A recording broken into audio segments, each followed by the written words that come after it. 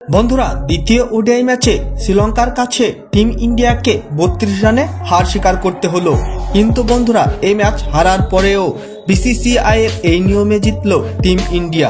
বন্ধুরা, আপনারা যদি জানতে চান যে এই চমৎকার কিভাবে হলো, যে বিসিসিআই এর কোন নিয়মে জিতল টিম ইন্ডিয়া হারের পরেও এই দ্বিতীয় ওডিআই ম্যাচ, তাহলে বন্ধুরা ভিডিওটি লাইক করে চ্যানেলটাকে সাবস্ক্রাইব করে রাখুন।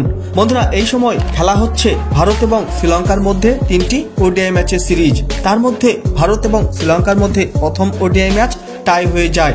তারপর দ্বিতীয় ওডিআই ম্যাচে শ্রীলঙ্কার টিম টসে জিতে প্রথমে ব্যাটিং করার সিদ্ধান্ত নেয় এবং শ্রীলঙ্কার টিম প্রথমে ব্যাটিং করে 240 রান করে ফেলল 9 উইকেট হারিয়ে 50 ওভারে।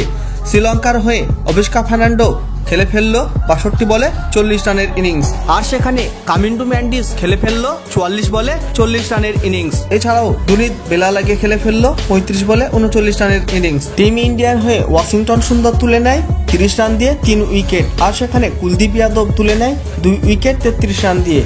তার জবাবে এ রান তাড়া করতে এসে শুভমান গিল এবং অধিনায়ক রোহিত শর্মা বিধ্বংসী ব্যাটিং করে ফেললো এবং রোহিত শর্মা খেলে ফেললো 44 বলে 64 রানের তাবড়তোড় ইনিংস 145.45 স্ট্রাইক রেটে, 5টি 4 এবং 4টি গগনচুম্বী ছক্কার সাহায্যে। এবং তারপরেই শুভমান গিল 44 বলে 35 রানের ইনিংস খেলে আউট হয়ে যায়।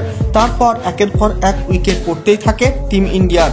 কিন্তু বন্ধুরা, শেষ পর্যন্ত অক্ষর প্যাটেল 44 বলে 44 রানের ইনিংস খেলে কিছুটা হলেও টিম ইন্ডিয়াকে এই ম্যাচ জেতানোর চেষ্টা করে। কিন্তু বন্ধুরা, শেষ পর্যন্ত টিম ইন্ডিয়াকে এই ম্যাচে হার স্বীকার করতেই হলো শ্রীলঙ্কার কাছে।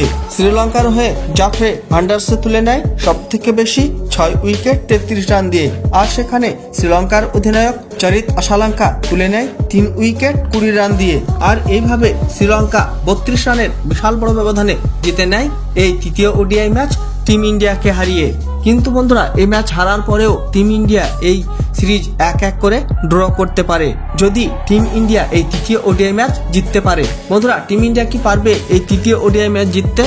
অবশ্যই কমেন্ট করে জানিয়ে দেবেন আপনাদের মতামত। বন্ধুরা, ভিডিওটি শেষ পর্যন্ত দেখার জন্য ধন্যবাদ জানাই। তাহলে দেখা হবে নেক্সট কোনো ভিডিওতে।